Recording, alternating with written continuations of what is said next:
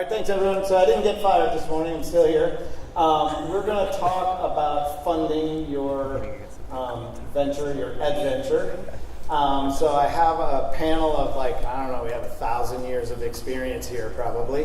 And I'm going to give the mic to each of the panelists and let them tell a version of their story. And then we're just going to open it up for questions. So if you don't have questions, we're going to probably tell stories, and your questions will probably be more interesting than our stories. So, hey everybody, my name is Ryan. I run a company called Northview. We make a camera accessory product called Arsenal. We were actually funded through a Kickstarter to start, and then have kind of done some pre-order sales through different things. I have a software background, kind of software machine learning. So that's kind of partly where our product came from, and basically what we're doing now is kind of working on that product, and then we'll see where that goes after that. And Ryan's pretty modest. His Kickstarter campaign raised $2.5 million, so pretty big start. Good afternoon, everyone. I'm Ken Fickler. I'm the Chief Business Development Officer of the Governor's Office of Economic Development. So I'm a relatively recent bureaucrat. I moved up about a year and a half ago. Prior to that, I was in Bozeman, did a few startups. Most recently in Bozeman, I did a turnaround at an optics company, and then was asked by Governor Bullock to come run his Office of Economic Development. And that's been a super interesting experience so far. I'm also a member of the Frontier Angel Funds 2 and 3. So we do investing in early stage companies regionally. Ken's also pretty modest. He's also the founder of TEDx Bozeman. So just put that out there. Wrapping the shirt.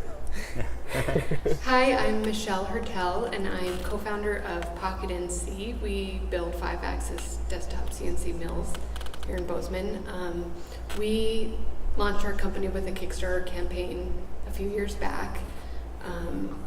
Something different than Brian's campaign is that we limited the number of orders we took, so I think we just have different perspectives about crowdfunding with that. And now, we're just in business. We're definitely a bootstrapped company. It took us 4 years of development to get to that Kickstarter campaign, and that's my story. And Michelle's also pretty modest. How many machines are you shipping a week now? We're shipping around 8 machines a week. We've got 500 in the field today. Hi, I'm Susan Carstensen, and I'm here today representing Frontier Angel Funds. I'm a member of Fund 2 and Fund 3, but in my 30 years in business, I've been responsible for probably raising somewhere north of a couple $100 million, whether it's from VCs or in the public markets. And so I do a range of working with startups and what they're trying to do now, working with more established firms and raising money. You stole my modest thing with the couple $100 million. That's all good. I know, I figured I had it's all a good good. number. Nope, it's all good. Hello, everybody. My name is Les Craig. I'm a partner at Next Frontier Capital, which is a venture capital fund based in Bozeman, here in Bozeman. We also have an office in Missoula. In March, we closed a $38 million fund. It's our second fund. Our first fund, we've got 10 portfolio companies, 9 of which are either headquartered or have some presence in Montana. And we already have two portfolio companies in our second fund already. My background, I moved to Montana in 2015. Prior to that, I started a software company in the cybersecurity space called Red Owl Analytics. It's based out of Baltimore, Maryland. And took that company through raising seed funding, a bridge funding to our Series A, and then left that company shortly after our Series A, and actually started a data science services company. So we bootstrapped that, never raised any funding. So kind of both perspectives there. Happy to talk about any of that if there's interest today. And Les is also modest. He also ran, when he got here, the Blackstone Launchpad at MSU and invested heavily in students and the future of Montana. So try to pick one thing from everyone that I thought you wouldn't talk about. So with that, I guess if there are questions, we'll take them. Otherwise, I have some questions that I made up if there weren't any. But let's start with audience questions. Anyone? Lance? Sure. I got like 100 questions. Cool. All right. Well, let's do Lance second. No, go ahead. Do the first one. So I have some questions about the Frontier Angel Fund. Like, one, Can everyone hear back there? how many people are involved in this, and why do people choose to get involved with the Frontier Angel Fund? And what are you looking to accomplish when you invest in local companies? You know, angel funds in general are made up of people who have made some money and who care about the entrepreneurial community, there's a certain element of, you want to give back with some expertise as well as funding, and you want to make some money on the investments. And so I think we've got, I don't know. I've got all the numbers. stats. I just Go. spoke. I just spoke at the Angel Capital Association Summit in Boise, so I've got all the latest stats on the fund. We've got 70 members. We're deploying about $4 million on an annual basis right now with about 8 months of experience, so not a ton of data to go on there, but that's about our rate of capital deployment right now. The fund is sort of a hybrid model. Frontier Fund 2 was much more of a traditional fund model. This is, everyone makes their own investment decisions, but there's also a matching fund that steps in and programmatically invests in the same companies that the members do based on what the members are investing and how many members invest. Yeah, the Frontier Angel 3 is overwhelmingly investing in technology companies. There's a screening model and an application process that the team goes to initial screening, and then they'll invite a couple. We meet, I think, every month or two, and they'll invite companies to come present, and then the members then take a vote and make a decision of who's interested, and then going further and doing some due diligence and determining whether or not to make an investment. But we are meeting in Missoula, Billings, and Bozeman these days, and trying to get a very broad reach.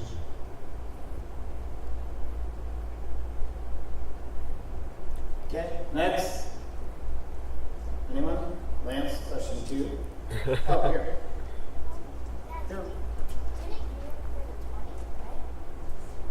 Didn't you run for the 20? I feel like something like that. That was one of my companies. What is it? I'll tell you when we get home. Sorry, we're taking all the questions. There was somebody in the back. So are there downsides to crowdfunding and bootstrapping? I can. I would just say there's really no downside to bootstrapping until you kind of figure out where your business is going. Because if you're bootstrapping, you're pretty much getting a customer to pay for it, whatever you're selling. And and that validates that you have a business, that you have a market. At some stage, I would just say the only downside to bootstrapping is if you don't, if you're in a really red hot market and you're really trying to take off, it'll slow you down. Sorry, I didn't get the mic there fast enough. The question was, are there downsides to crowdfunding? Or bootstrapping. Bootstrapping. Okay, sorry. Yeah, I think being at the point where we're at financially, it's been a good thing for us, but the downside has been that there's a lot of work and a lot of uncertainty. Those 4 years that we were trying to get that first product going, there's just a lot of times that we were like, okay, maybe we should not do this and go get real jobs.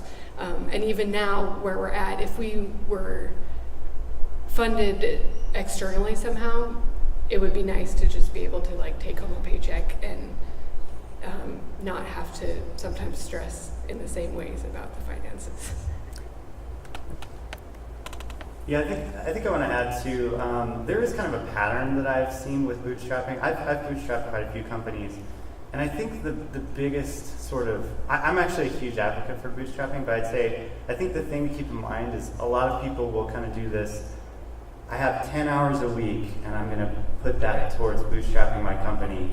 And I think, there's a trade-off of, there's a lot of cost when you're context switching. So if you're going from a day job and then you have a few hours a night, you're not going to get as much done as if you just took that time and lumped it into something else.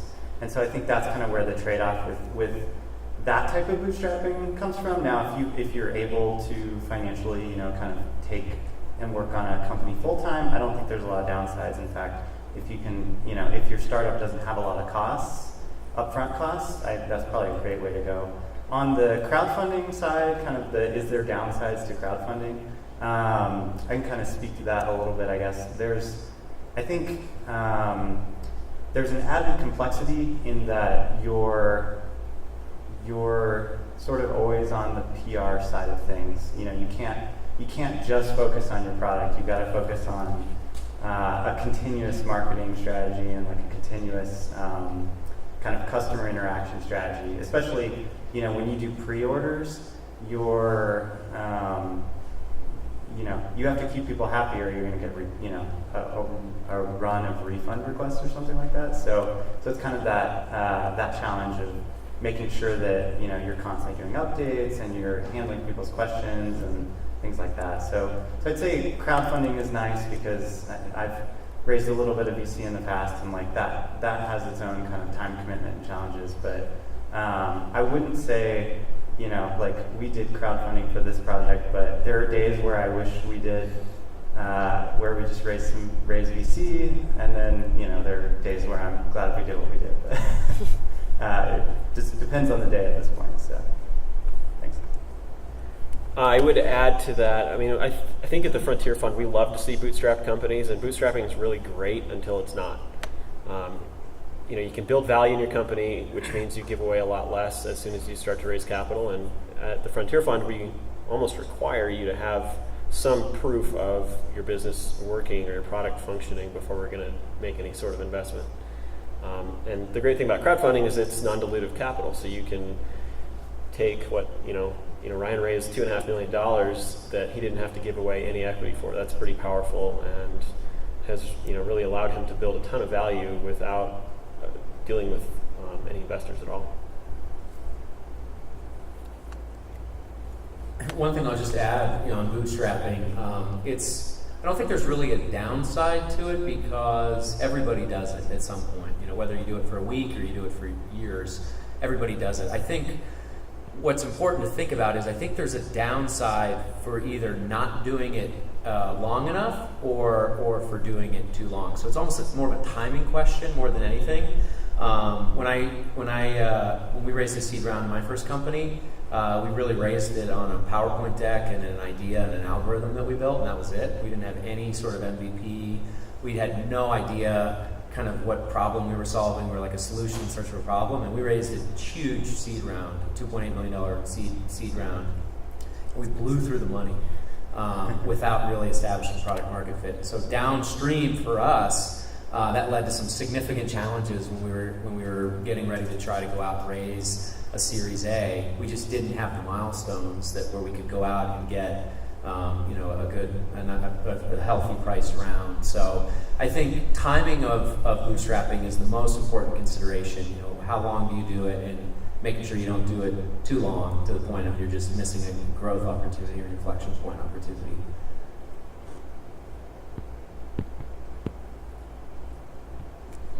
Okay, another question? Yes, of course.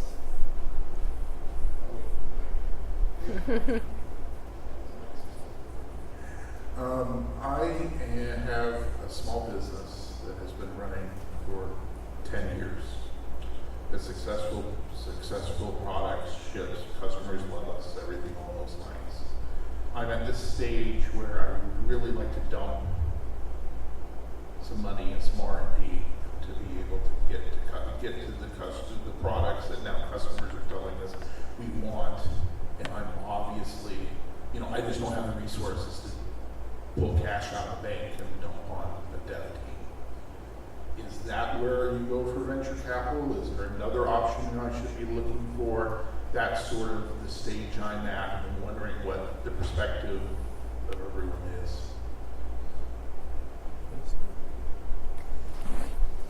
If you can borrow the money, it's certainly a lower cost of capital.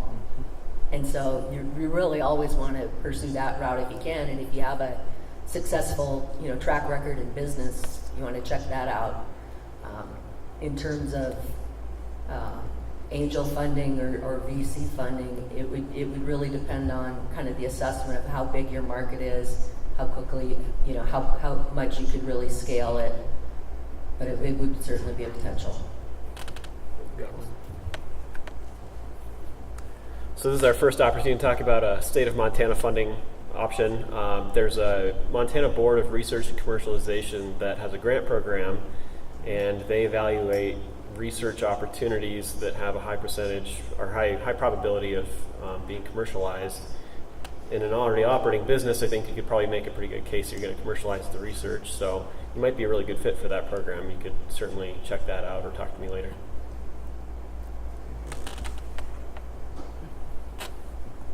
I think when you're talking about funding essentially R&D that you have some idea that could lead to a product that will get traction.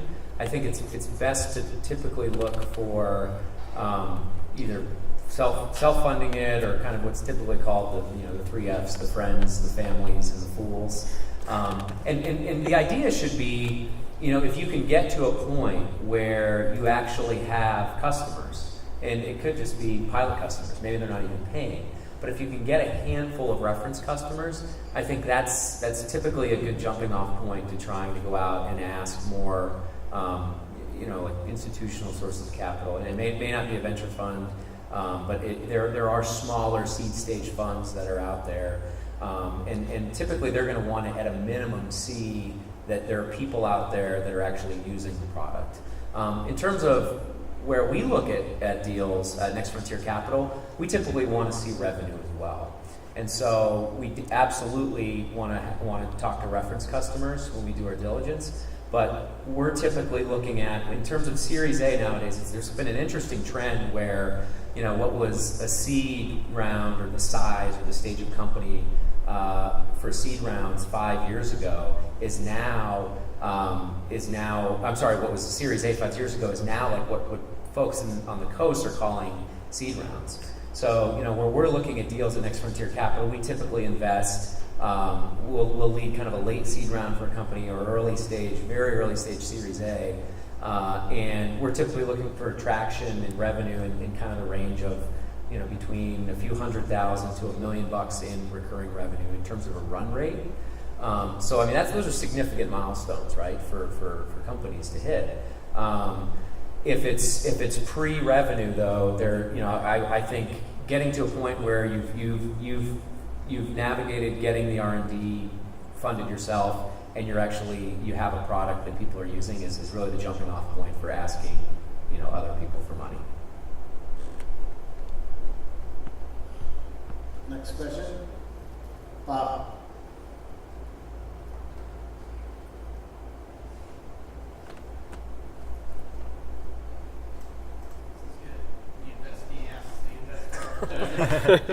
Well, I'm a little curious if, and my perception of this might be a little bit out of date, but like thinking about the amount of money that a Frontier Fund might invest or that might be available from the governor's office, the programs there, they seem like they're amounts of money that are really, I know this is a generalization, but maybe more appropriate for pre-revenue companies. And so if you have a requirement to show revenue to apply for an amount of money from the Frontier Fund, for example, or from the program from the state, and the amount of money you're going to get out of that maybe is pretty small compared to what you might be able to get from a VC, if you can show that same traction, those things don't seem to go together too well. Understand. So the state's programs are based on number of employees because that's how the legislature has chosen to do it. It's not a terribly appropriate model for tech companies because employees are not necessarily tied to growing the business. So, I certainly understand that, and I'm trying to work within the context of what I have. But basically, the state has a grant program that provides up to $7,500 per employee. So that, I think, offsets some training costs. It offsets like buying a computer or getting a desk set up for them, basically. we've got plenty of companies that have looked at our grant program and said, you know what, it's not even worth the hassle to me. I'm not going to go that route. And that's fine. We understand that. There are plenty of companies, though, that do look at that and say, well, you know, I could get $250,000 out of this program in the next year, and so maybe that is worth it to me. And that's just a decision I think you'll have to make on your own. And there's also some pretty attractive loan programs. So if you're looking to do something that's more capital intensive, like build a building or acquire some equipment, that might be a good route to consider. As far as the Frontier Fund, you know, we typically participate in rounds or lead rounds that end up being, you know, a few $100,000 to maybe $1 million. You know, we really, I think, consider that a pre-seed or a seed round, and we're certainly finding plenty of companies that consider that to be a meaningful amount of capital. And you know, we don't require a ton of revenue, but we certainly want to see that what we're investing in has got, you know, some interest within the market. That's really what we want to have demonstrated. Anything to add, Susan? No, it really just is that point that it's typically technology companies. You know, you can build a MVP product. You know, you can get some feedback from customers out there. The hardest part, in my view, about these tech companies, I mean, there's a ton of great ideas, and you can go build a lot of stuff, but if you can't convince somebody to buy it, it never goes anywhere. And so that is kind of the skepticism that comes from investors. It's kind of like you got to go show that somebody will actually write you a check for this before most investors will get behind most technology companies. Just one last comment I'd add, Bob, is that I think, you know, it's important to remember too in Montana, this ecosystem is still very, very early stage. It's very nascent, and you know, if you compare, I mean, even in the state, I think there's 2 active venture capital funds. I heard a rumor that there's actually a 3rd one now in Whitefish, but it's just a rumor. I probably shouldn't spread it anyway. But my point is that, you know, if there's only two early stage VC funds in the whole state, and there's you know, 1 angel fund in the whole state, you know, you kind of put your risk tolerance in some very small boxes because it's based on individual firms. I think as the ecosystem develops, you know, wouldn't it be exciting if there was another angel fund or 2 or 3 more venture capital funds? And what would happen is then they would all have varying degrees of risk profiles, varying degrees of stage that they're looking at for companies. So I think that's what we're missing right now, and hopefully as the ecosystem continues to develop, we'll get some more. So there'll be more of a breadth of risk tolerance. I will say that my understanding of the amounts that the Frontier Fund was deploying, I thought they were significantly less than $500,000 to $750,000. I thought it was more like $100,000 or $200,000. No. Do you have more questions? Thanks. Yeah, it is an interesting ecosystem, though. When you think about even the company I work with is OnX Maps, who's here today, but they've raised money through the governor's program, right? The employee development grants. They used some debt, and then recently we were able to raise $20 million from both Next Frontier as well as West Coast Venture. Anyone else with a question? Or Lance, do you want to take? Oh, here we go.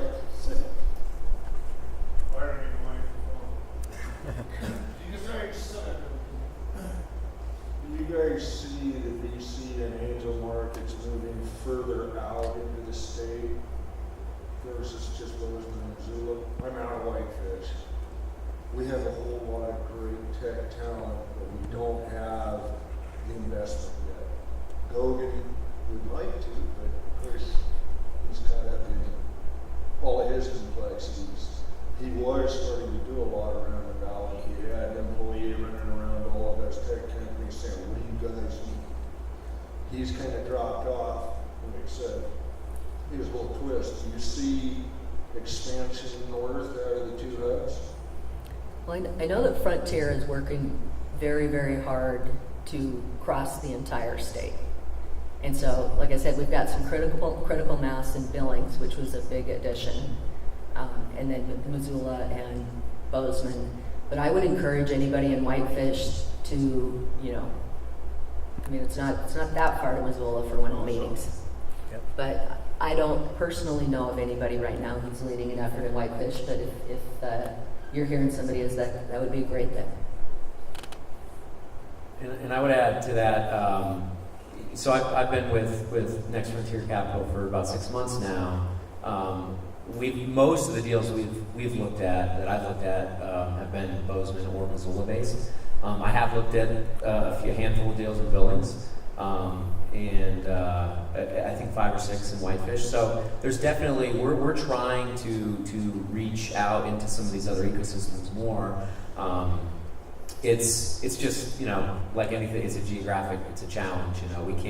We can't go to all the events. We can't go to, it's much easier to do that in Bozeman, and that's the way this business works. I mean, it's about relationships. It's about meeting founders and really understanding what's going on in ecosystems in order to start to tee up meetings and those sorts of things. So we're excited about the prospects of doing deals in Whitefish, doing deals in Billings. I even looked at a deal in Dillon the other day, which is pretty interesting. But I think once again, as the ecosystem develops, hopefully, these cities that are close, but still distributed out from Bozeman to Missoula will start to have the same access to capital that we're seeing in those places.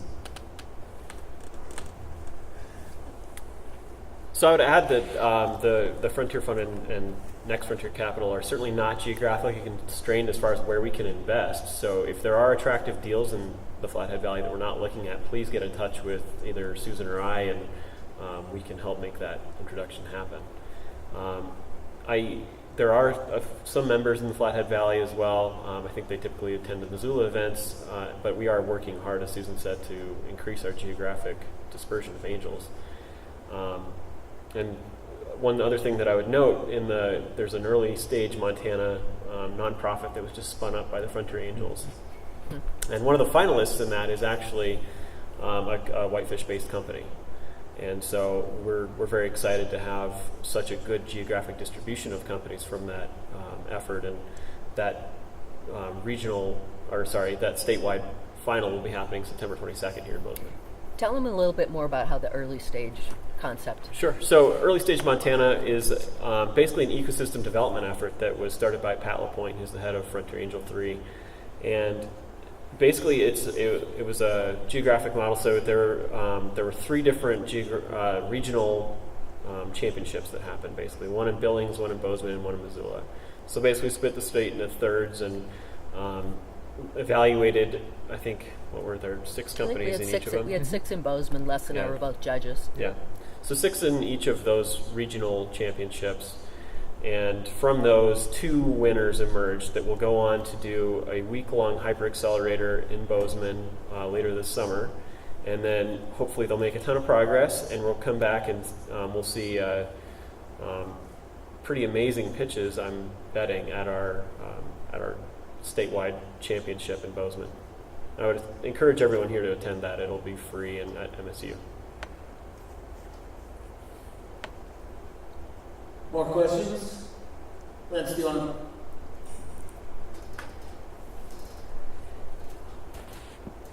Yeah, I have a question for you, Ryan, about the Kickstarter project.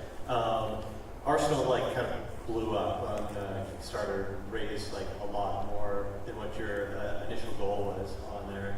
Is there any point that you felt a little in over your head on it, thought maybe this is too much funding, and was it worth the 5% or whatever Kickstarter to launch on their platform? That's a good question. I'm always in over my head, just to make that clear. So we did kind of consider that. I know. You guys ended up capping how many sales, right? And that's not a bad idea, honestly. I think the thing I would say is I've had a few companies where in the past where we had success and we kind of sat on it. You know what I mean? We didn't really kind of take the bull by the horns, I guess. And so I kind of, in this case, it was a little bit of, we'll figure out how to scale up. And fortunately, we are making a hardware product, but it's not you know, it's not that complicated from well, I shouldn't say that. Like, it's actually funny, all of our contract manufacturers, all the contract manufacturers we looked at, they looked at the product, you know, we brought them the prototypes and they looked at the product and they said, oh, easy, this is like a single board computer, you know, piece of cake, right? And it's like, oh yeah, it's just 200 components on a PCB in an enclosure, right? So the nice thing is we had kind of the manufacturing partners who, if we went to them and we said, hey, we need another 50,000 or something, they weren't going to blink an eye. And so we knew that side we could handle. The thing that I think has been a challenge is actually just scaling up customer support and scaling up kind of logistics and things like that. And I was fortunate that, you know, when we were in this process, I had some people I could go to and kind of be like, you've done a hardware startup, what are we going to be facing here? And that was the thing that everyone said was like logistics and customer support are kind of the hard things to scale in a hardware business. And so that's been the challenge, I think, that we're kind of honestly in right now is figuring that part out. But I think, I think, you know, we didn't really kind of at any point say, oh, we need to cut off. You know, our cutoff was the lead time on parts. We, you know, like the next batches won't go out until September, for example. So it's, you know, so that was kind of the challenges. And it's different too because, you know, a lot of sort of I think the projects that tend to do well on Kickstarter, for example, are these kind of consumer hardware products. So you do have those kind of physical constraints of how long does it take for your parts to get in, how long does it take to, you know, get to your fulfillment center and things like that. So does that kind of answer your question? Yeah, and was it worth launching on Kickstarter versus doing something else? Yeah, so I think we wouldn't have gotten I think, to me, you know, I've gotten people kind of saying, oh, Kickstarter takes 5%, was that worth it, you know? To me, that was worth it all day long because we got so many sales that we didn't have to pay an acquisition cost for. You know, we could have put up our own site and just done kind of the ad model that we have going now, but honestly, Kickstarter sent us, I mean, I want to say like, you know, I think we spent like 200 grand on ads for the Kickstarter, and the rest of it was organic, you know. So I'd say 70% of it was some form of either viral traffic or Kickstarter bringing in, like just sending us traffic. So definitely worth it in my opinion. Now that the asterisk there is they liked us, and so they were willing to promote it. And I think the other thing is they're a business, so they've got their own algorithm that says, okay, we've got this much traffic, we've got to pick which projects we want to send traffic to. And so they're basing that on ROI. So they were clearly looking at our project and saying, okay, for every person we send here, there's this percent that they're going to convert, and they're going to get their 5% or whatever. So I think if you have a project that has a good ROI, they're going to promote you more. And so it's kind of like optimizing your funnel and your things like that, even just on your Kickstarter page, will help kind of in the long run of getting Kickstarter to promote you or something like that. Was the ad spend worth it? Yeah, the ad spend was the ROI on the ad spend was pretty awesome. So, and I think that's partly too, you know, if we were sending people to our own site, it doesn't have that name behind it, so the conversion rate wouldn't have been as good. It also helps, you know, people if you're doing a pre-order like we did, having Kickstarter as the landing page, people have a more understanding of, okay, I'm pre-ordering, I'm going to get it later, you know, and there's risk involved, obviously, like that type of stuff. So I think that kind of helps. It's having that established flow, and you know, I think helps with the conversion rate too. So.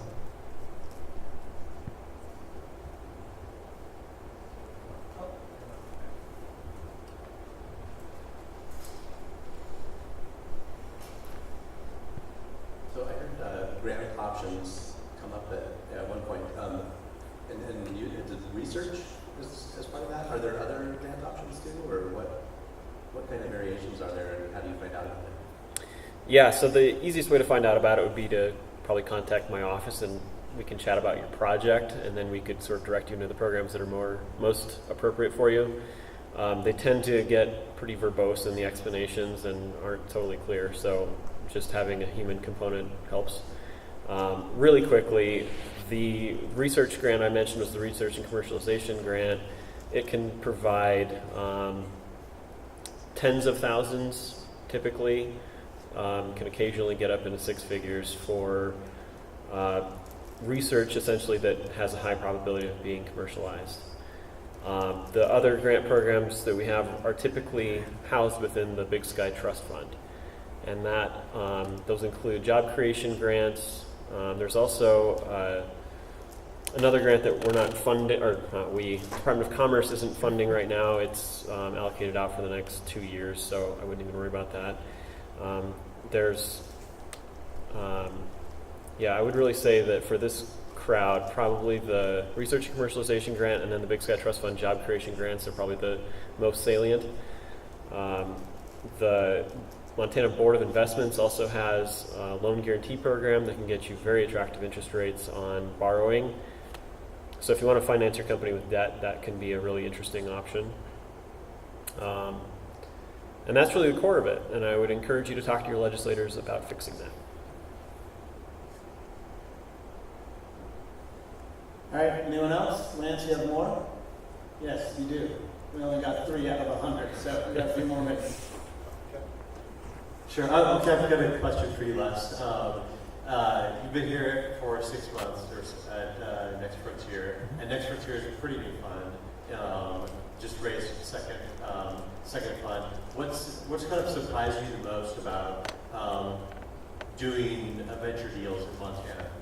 Yeah, that's a great question. I think about it every day. I mean, it's kind of been a constant learning process for me. I think what has surprised me the most is I've actually spent a lot of time over the first 6 months outside the state. You might say, well, why on earth would you do that? I mean, we're primarily focused on investing in Montana, but I spent a lot of time in Boulder. I've spent some time in Denver, and the reason why is to sort of keep the perspective and keep the edge sharp when it comes to looking at tier 1 national venture class deals. And what surprised me the most is, I've looked at some of the companies I've looked at coming out of Techstars, coming out of Boomtown, down in Boulder. Great companies. They recruit nationally, but we've got companies here in Montana of the same stage that are just as good and frankly better in a lot of cases. So I think the quality of the early stage Montana deals has really impressed and surprised me, just because we don't have as many. There's not as many things going on here. There's not as many early stage companies even across the state, but the quality of the founders, the quality of the ideas, the quality and depth of the technology that people are building, I mean, it's very impressive. And it's not just Bozeman either. I mean, like I said, looking other places, I've been very surprised, because in the Launchpad I was just focused on mostly MSU and Bozeman. So for 3 years, that's kind of all I really experienced. So I think there's a lot of really exciting things going on in the state. I think there's just some amazingly talented folks, and that's compared to what I'm looking at, what I'm seeing nationally. So, yep.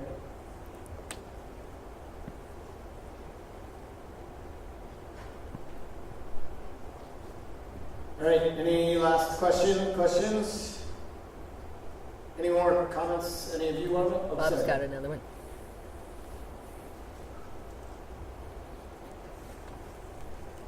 We need one more microphone this time. If you would be willing to go there, I was wondering if any of you might have some suggestions for things that you mentioned, maybe talking to your legislators about things that they could do. And I have a legislator I can talk to. So I was interested in the bill's last session around trying to have tax credits for angel investment stuff.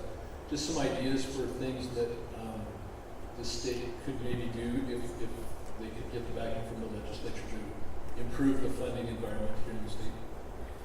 Yeah, I mean, I think that we're in the process of evaluating that right now. Actually, we're looking at what our neighbors are doing. I think that Utah really probably has the best model nationally for performance-based incentives. Idaho has one that's interesting as well, and I'd be happy to share those with you a little later. But typically what I like to see in talking about incentives is we're paying for performance, so we're not prepaying and then having to claw back money that is deployed but not performing. And I'd really like to find a way to do a better job of incentivizing the growth of tech companies. We've attracted a couple pretty large companies, primarily to Missoula actually, and we've done those with our existing programs. So what we have can work. We're severely underfunded in those programs. We've got about $600,000 per quarter for the entire state.